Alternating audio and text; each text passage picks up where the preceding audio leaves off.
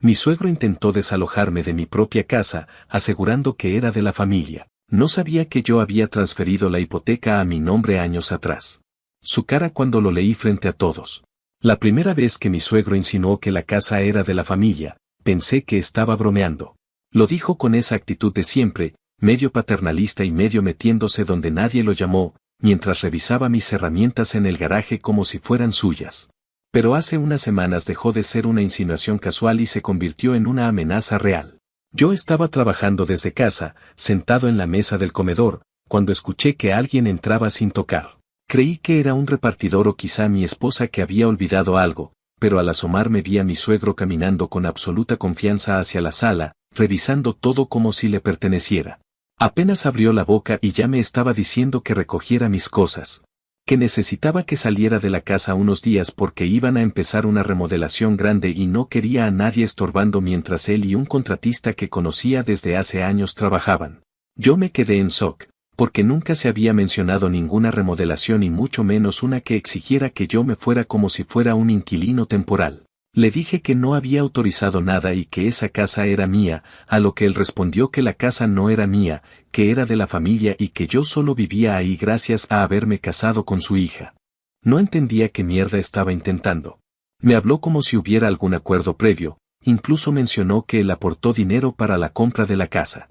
Eso fue completamente falso.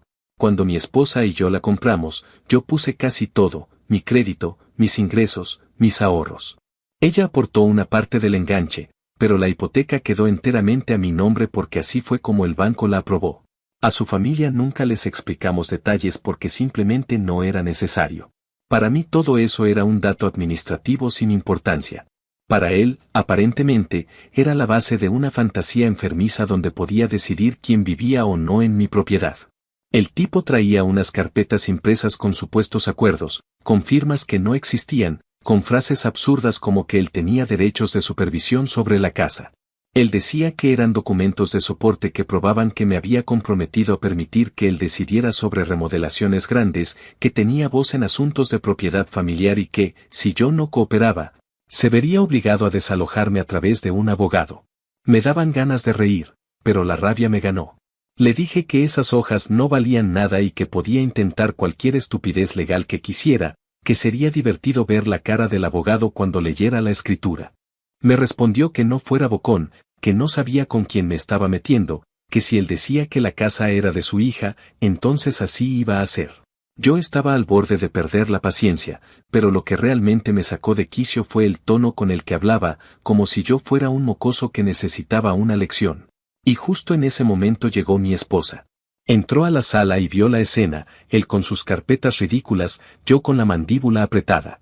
Le expliqué lo que su padre estaba intentando hacer, pero él se adelantó diciendo que yo estaba reaccionando de forma exagerada, que solo quería mejorar la casa para beneficio de todos.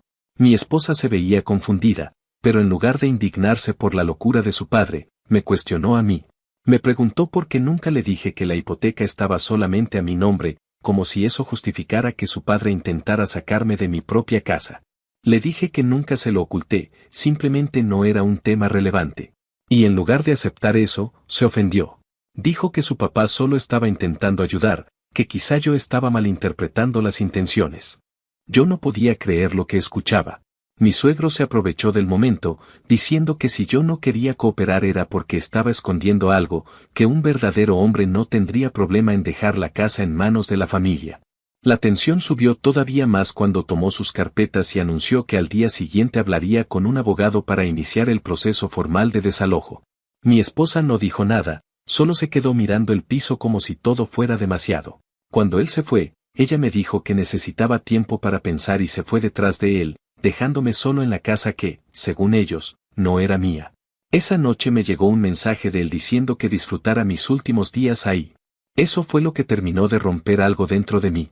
Ya no era un suegro metiche o controlador, era un tipo que realmente quería joderme la vida y que estaba dispuesto a inventar cualquier cosa para lograrlo.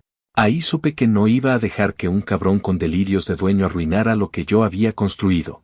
Supe que esto no iba a terminar en una simple discusión familiar. Y supe, sobre todo, que estaba dispuesto a llegar hasta donde fuera necesario, porque si él quería guerra, la iba a tener. Actualización 1. Pasó un poco más de una semana desde aquel día en el que mi suegro salió de la casa jurando que iba a sacarme por las malas y, aunque en un principio pensé que estaba exagerando o intentando intimidarme, no tardé en darme cuenta de que realmente estaba dispuesto a llevar la situación hasta un punto absurdo. En esos días no recibí ninguna llamada de mi esposa más allá de un par de mensajes tensos donde repetía que necesitaba espacio, que no entendía por qué yo había manejado las cosas de esa forma y que debía haber hablado con ella antes de cerrarme como un muro. Yo no tenía interés en discutir por mensaje, así que le respondí solo lo necesario. Mientras tanto, me dediqué a ordenar mis papeles, revisar la escritura, actualizar mis cerraduras y asegurarme de tener absolutamente todo en regla por si el viejo decidía intentar alguna estupidez legal. No lo hice por paranoia, simplemente conocía lo suficiente de él para saber que, cuando se le mete algo en la cabeza, arrastra a todo el mundo con tal de salirse con la suya. Efectivamente, un día recibí un correo accidentalmente reenviado desde el teléfono de mi esposa, donde su padre había copiado mi dirección sin querer. Era un mensaje entre él y un abogado, donde el abogado, con un tono que casi podía escucharse resignado, le explicaba que no podía ayudarlo en su intento de desalojarme, que no había base legal para lo que estaba planteando, que los papeles que él había llevado carecían totalmente de validez y que intentar forzar mi salida podía constituir incluso un delito si yo decidía denunciarlo. El abogado también dejaba claro que, si él insistía en presentar una demanda, corría el riesgo de quedar como un completo irresponsable ante un juez, lo cual podría traerle más problemas que beneficios. Cuando terminé de leer ese correo, entendí dos cosas. La primera, que mi suegro estaba tan obsesionado con la idea de controlar todo que ni siquiera había considerado lo absurdo de su intento. Y la segunda, que ahora que tenía una negativa directa de un abogado de su lado, era muy probable que viniera a buscarme para desahogar toda su frustración. No pasaron ni 2 horas desde que abrí ese correo cuando escuché golpes secos en la puerta principal. No fueron toques, sino golpes fuertes, como si la persona al otro lado pensara que derribar una puerta ajena era parte del protocolo básico de conversación. Me levanté sin apuro, porque sabía perfectamente quién era. Días antes había cambiado las cerraduras por unas que no solo eran más seguras, sino que eliminaban cualquier posibilidad de que alguien con una copia vieja pudiera entrar. Abrí la aplicación del timbre con cámara y lo vi ahí, moviendo la cabeza, murmurando algo entre dientes y tratando de introducir su llave como si la cerradura fuera la culpable de sus problemas. Cuando finalmente se dio cuenta de que no iba a funcionar, empezó a vociferar que yo estaba violando acuerdos, que no tenía derecho a bloquearle la entrada y que mi actitud solo demostraba que yo estaba escondiendo algo. Cada frase que soltaba era más absurda que la anterior, pero lo que más me impresionó fue la impotencia evidente en su voz, como si realmente creyera que tenía algún tipo de autoridad sobre esa casa. Le hablé a través de la cámara y le dije que ya conocía la respuesta de su abogado, que no tenía nada que hacer ahí y que, si seguía golpeando mi puerta, llamaría a la policía. Su cara se transformó por completo. La frustración se convirtió en furia pura, y empezó a insultarme no solo a mí sino también a mi familia, diciendo que yo era un desconocido aprovechado, que él había permitido que yo entrara en su vida y que lo estaba traicionando. Todo ese discurso ridículo lo terminó con una advertencia de que esto no había terminado. Finalmente se fue, pero no sin antes dejar claro que, en su cabeza, seguía creyendo que tenía alguna forma de ganar. Yo estaba cansado, no por el enfrentamiento en sí, sino porque se notaba que él no iba a detenerse por voluntad propia. Tuve que aceptar que ese hombre no tenía límites y que, mientras nadie lo frenara, iba a seguir metiendo a todos en su espiral de control y paranoia. Ese mismo día mi esposa me llamó, pero no para disculparse ni para abrir un diálogo razonable, sino para preguntarme por qué había cambiado la cerradura sin avisarle. Le dije que ya sabía por qué, que no iba a permitir que su papá volviera a entrar cuando quisiera y que no tenía intención de seguir fingiendo que la situación era normal. Me respondió con lágrimas en la voz, diciendo que estaba atrapada entre su padre y yo, que ambos la estábamos obligando a elegir bando y que no sabía qué hacer. Yo traté de explicarle que no se trataba de obligarla a nada, sino de poner límites básicos, que cualquier persona adulta entendería que nadie tiene derecho a exigir la casa de otro. Pero ella seguía repitiendo que yo había manejado las cosas de forma demasiado agresiva. Terminamos la llamada sin llegar a nada y sentí un cansancio profundo, como si estuviera hablando con alguien que se negaba a ver la realidad por más que la tuviera enfrente. Durante esos días empezaron a llegar mensajes de familiares suyos. Algunos preguntaban qué estaba pasando, otros insinuaban que yo había maltratado al señor y unos cuantos directamente decían que yo le había quitado la casa a mi esposa. Era evidente que el viejo había empezado una campaña de victimización, contándole a todos una versión retorcida de los hechos donde él aparecía como un mártir y yo como un intruso sin vergüenza. A ninguno le respondí. No iba a gastar energía tratando de convencer a personas que ya habían decidido creerle ciegamente. Preferí enfocarme en blindar mi posición, dejar toda la documentación en regla y anotar cualquier interacción que pudiera necesitar más adelante. El verdadero giro inesperado ocurrió cuando mi esposa, al fin, leyó el correo que el padre había reenviado por accidente. Lo mencionó en un mensaje breve, diciendo que necesitaba hablar conmigo en persona. Cuando llegó, traía una expresión que no le había visto antes. No era enojo ni tristeza, sino algo más cercano a incredulidad mezclada con vergüenza. Me dijo que había leído todo, que no entendía por qué su papá le había mentido durante tanto tiempo y que siempre creyó que la casa era algo compartido no porque yo lo ocultara, sino porque su padre llevaba años diciéndole que él había aportado más de lo que realmente fue. Ella creció escuchando esa narrativa donde él era el protector, el proveedor, el guía que siempre tenía la razón. Y ahora, al ver ese correo, al ver la negativa rotunda del abogado, al ver todo lo que yo había tratado de explicarle desde el principio, finalmente entendió la magnitud de la manipulación. Aún así, en lugar de acercarla a mí, esa revelación la hundió en una confusión todavía más profunda. Admitió que no sabía cómo enfrentar a su padre ni cómo reconstruir la confianza conmigo después de haber dudado tanto. Dijo que necesitaba tiempo y que no podía quedarse en la casa conmigo mientras procesaba todo. Le respondí que hiciera lo que necesitara, pero que yo no iba a seguir permitiendo que su papá entrara o decidiera sobre mis cosas. Ella se fue nuevamente, esta vez sin discutir, sin reproches, sin lágrimas. Solo se fue. Y yo me quedé con la sensación de que, aunque la verdad finalmente había salido a la luz, la situación recién estaba empezando a mostrar sus consecuencias reales. Actualización 2.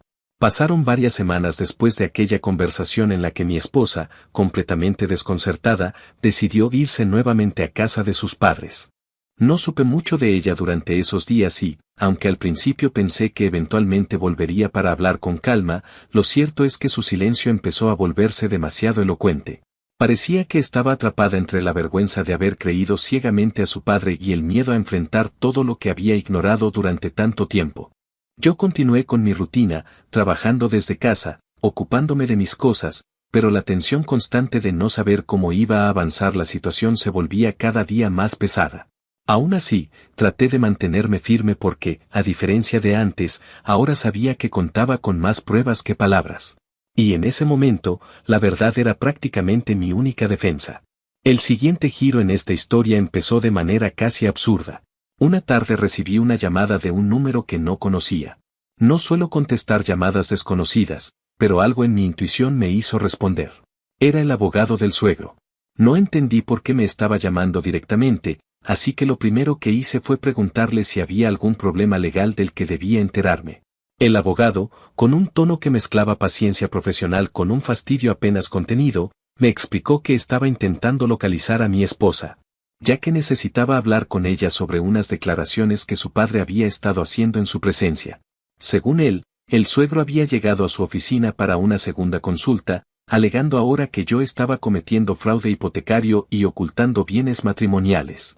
El abogado sabía perfectamente que eso no tenía ningún sustento y lo dejó claro desde el principio.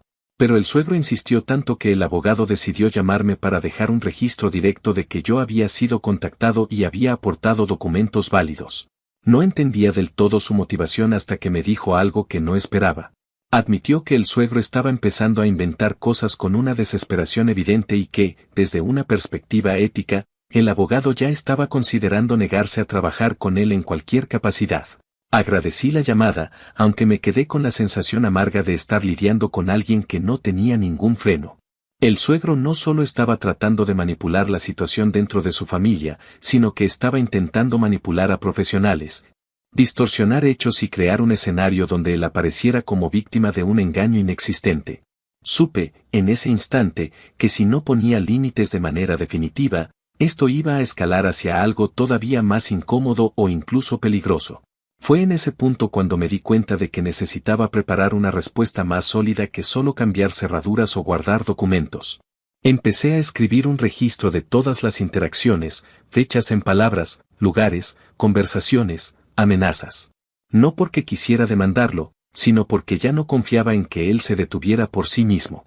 Con el paso de los días, mi esposa finalmente pidió vernos. Esta vez no quiso venir a la casa, sino que me pidió encontrarnos en un café que siempre habíamos frecuentado cuando empezamos a salir. Llegué puntual, y cuando la vi entrar, supe que algo importante había cambiado. Se veía agotada, no físicamente, sino mentalmente, como alguien que había estado sosteniendo una mentira durante demasiado tiempo y finalmente ya no podía soportar el peso. Nos sentamos y, después de unos minutos de silencio, comenzó a hablar. Me dijo que había estado intentando conversar con su padre acerca del correo del abogado, intentando obtener una explicación mínima que justificara sus acciones, pero que él simplemente se negaba a admitir que estaba equivocado. Contó que incluso trató de mostrarle pruebas concretas de la escritura y que él reaccionó acusándola de ponerse en mi contra. Según ella, el viejo pasó de la negación al enojo en cuestión de segundos, llegando incluso a insinuar que yo la estaba manipulando, que era víctima de un marido controlador que quería aislarla. Fue en ese momento cuando ella empezó a ver el patrón completo, un patrón que había estado presente toda su vida pero que nunca había cuestionado. De pronto recordó todas las ocasiones en las que él presionó decisiones personales, todas las veces en que se victimizaba cuando alguien lo contradecía. La manera en que había moldeado la dinámica familiar para que todos le debieran algo, aunque en realidad no hubiera dado nada. Mientras me lo contaba, se quebró. No de dolor hacia mí, sino de desilusión hacia él. Me confesó que una parte de ella no quería aceptar que su padre hubiera sido así siempre, pero que las pruebas eran imposibles de ignorar. También admitió que le costaba asumir su propio papel en la situación. Me dijo que, aunque no había sido su intención, me había hecho cargar con la duda, había minimizado mis advertencias y había permitido que su padre entrara a nuestra vida matrimonial como si tuviera derecho a opinar en todo.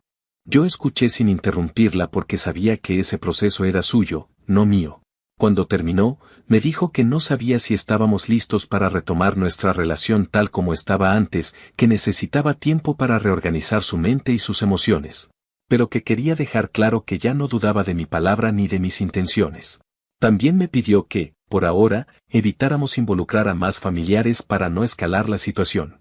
Parecía que, por primera vez desde que todo empezó, estábamos en una conversación adulta y honesta. Sin embargo, esa calma no duró mucho. A los pocos días, ella volvió a llamarme, alterada, diciendo que había descubierto algo que cambiaba otra vez todo el panorama. Resulta que su padre, en un intento desesperado de obtener validación de otros familiares, empezó a mostrarles documentos inventados como prueba de que yo lo estaba desplazando de una propiedad que, según él, había ayudado a pagar. Cuando algunos familiares le preguntaron de dónde habían salido esos papeles, él afirmó que yo los había falsificado para hacerlo quedar mal.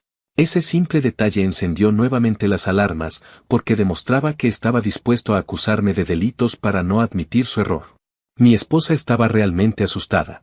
Me dijo que tenía miedo de que su padre llegara a presentar una denuncia falsa con tal de arruinarme la vida, porque en su mente eso sería una forma de recuperarla a ella, de demostrar su poder y de proteger lo que es suyo.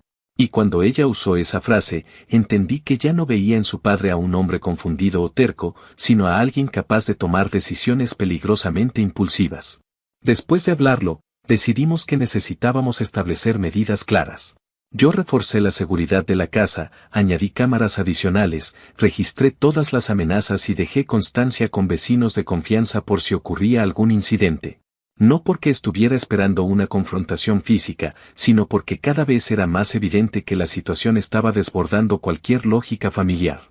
Ella, por su parte, empezó a buscar un lugar propio para no depender ni de él ni de mí mientras ordenaba su vida. No fue una decisión fácil de escuchar, pero la entendí. Ambos necesitábamos espacio, pero por motivos distintos. Yo necesitaba protegerme y ella necesitaba reconstruirse sin que él la arrastrara hacia su caos. Lo más devastador de esta parte del proceso fue cuando me confesó que, por primera vez en su vida, se había permitido pensar en la posibilidad de cortar contacto definitivo con su padre. No era una decisión tomada, pero era una idea que ya no le resultaba impensable. Me dijo que, durante su infancia, siempre existió una especie de deuda emocional impuesta por él, una obligación de lealtad absoluta que ella nunca había cuestionado. Pero ahora, al ver hasta dónde estaba dispuesto a llegar con tal de no perder el control, se dio cuenta de que su relación con él había sido una jaula disfrazada de cariño. Mientras ella atravesaba ese proceso interno, yo me quedaba en casa sintiendo cómo la atmósfera cambiaba. Ya no era la sensación de estar siendo atacado por un hombre intransigente, sino la de enfrentar una estructura familiar entera sostenida sobre silencios, dependencias y manipulaciones. Poco a poco entendí que esto no era solo un problema entre él y yo. Era el desmoronamiento de un sistema que llevaba décadas operando bajo una lógica que había pasado desapercibida porque nadie se había atrevido a nombrarla. Ese descubrimiento, aunque no lo pareciera, fue el verdadero punto de quiebre. A partir de ahí, supe que nada de lo que viniera después iba a ser sencillo ni reversible.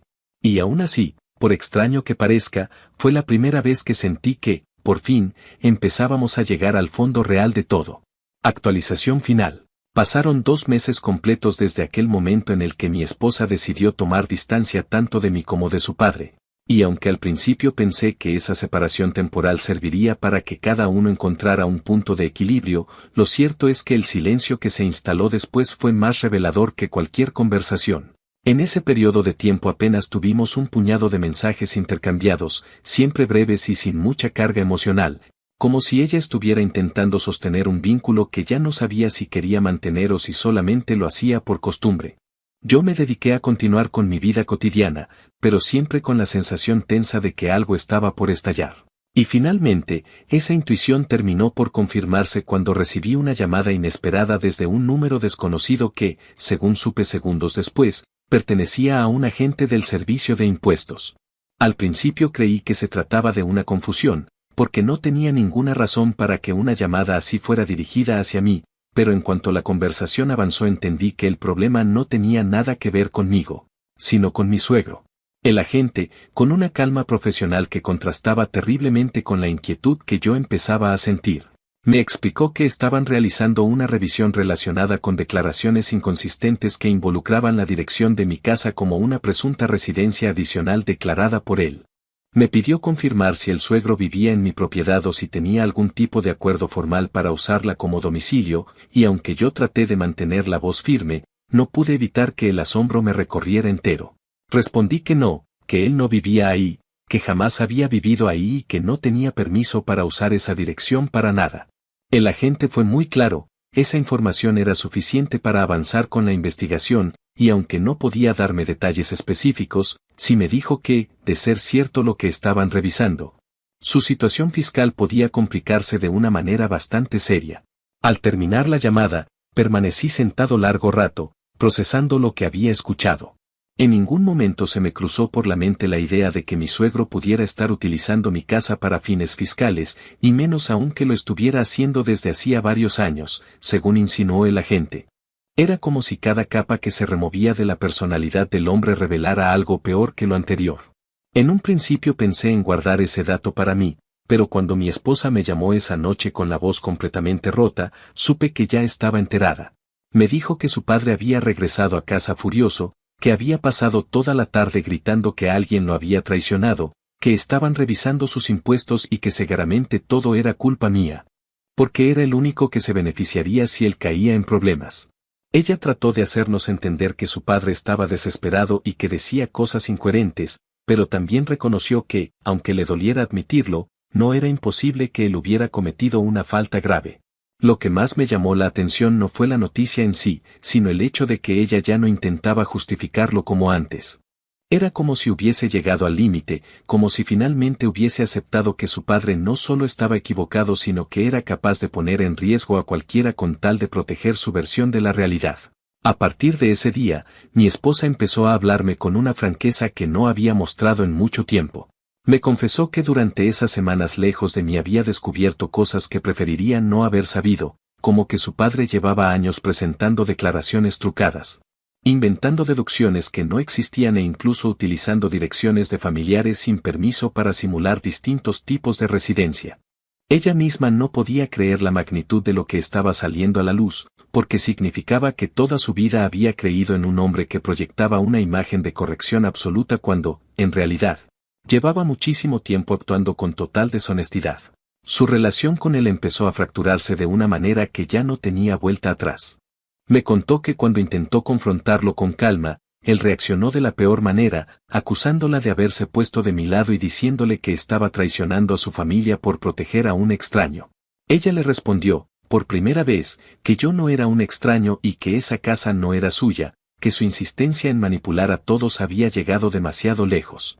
Él reaccionó intentando minimizarlo todo, diciendo que esas cosas del gobierno siempre se podían arreglar, pero cuando ella le preguntó si realmente había utilizado mi dirección sin permiso, su silencio fue tan contundente que ya no hubo necesidad de obtener una respuesta verbal. La tensión entre ellos creció tanto que su madre, que casi nunca intervenía en los conflictos familiares, terminó pidiéndole a mi esposa que se fuera de la casa por un tiempo porque los gritos eran constantes y el ambiente se había vuelto insoportable. Fue ahí cuando ella entendió que ya no podía sostener esa dinámica y decidió regresar a nuestra casa para recoger sus pertenencias. Me pidió que estuviéramos presentes los dos para evitar cualquier malentendido y no me pareció mala idea, así que acordamos un día para hacerlo. Cuando llegó, se veía distinta. No había enojo, no había llanto, no había esa mezcla de culpa y confusión que había mostrado en los últimos encuentros. Lo que había en su rostro era una especie de resignación tranquila, como cuando alguien finalmente acepta que una etapa ha terminado y que forzar su continuación solo haría daño. Mientras recogía sus cosas, hablamos de manera más honesta que en los últimos meses. Dijo que me quería y que le dolía profundamente todo lo que había pasado. Pero también admitió que la estructura de su vida se había fracturado tan por completo que necesitaba reconstruirla desde cero sin estar atada ni a mí ni a su padre. Agradeció que hubiera puesto límites, aunque en su momento le costó reconocer que eran necesarios. Me aseguró que nunca creyó que yo actuara por maldad y que lo que realmente la había golpeado era darse cuenta de que ella misma había permitido que su padre actuara como dueño no solo de su vida sino también de su criterio. Antes de irse me dijo que necesitaba un proceso largo para sanar y que no quería arrastrarme a un conflicto emocional que, honestamente, ya no me correspondía resolver.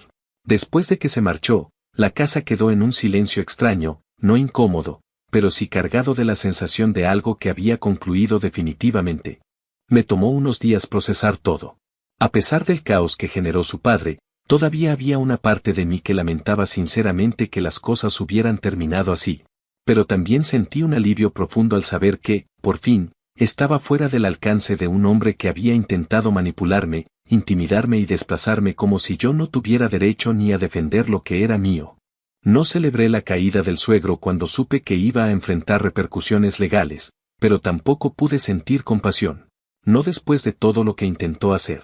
Con el paso de algunas semanas, supe por familiares lejanos que él enfrentaba multas significativas y que posiblemente tendría restricciones fiscales por un largo periodo. No era algo que yo hubiera provocado, pero entendí que la vida a veces acomoda las piezas sin necesidad de que uno empuje. Lo irónico de todo fue que, en su intento por demostrar poder y control, terminó perdiendo justamente aquello que tanto alardeaba tener: autoridad, credibilidad y la lealtad de su propia hija. Yo seguí adelante. La casa quedó en paz y empecé a redescubrirla como un espacio verdaderamente mío, sin la sombra constante de alguien que pretendía adueñarse de lo que no le correspondía. Aprendí, quizá a la fuerza, que poner límites no es un acto de agresión, sino de protección, y que a veces sostenerse firme frente a alguien que lleva años imponiéndose es la única manera de salir de su círculo de influencia. Nunca imaginé que la historia terminaría de esta manera, con un suegro enfrentando las consecuencias de su propia arrogancia. Una esposa reconstruyendo su vida lejos de ambos y yo recuperando una tranquilidad que no sabía cuánto tiempo llevaba perdiendo. Pero así ocurrió. Y aunque el camino fue largo y desgastante, al final lo único que quedó en pie fue lo que realmente tenía fundamentos sólidos: la verdad. Los límites y la certeza de que nadie tiene derecho a apropiarse de lo que otro ha construido con esfuerzo, mucho menos alguien que solo sabe exigir, manipular y gritar para sentirse importante.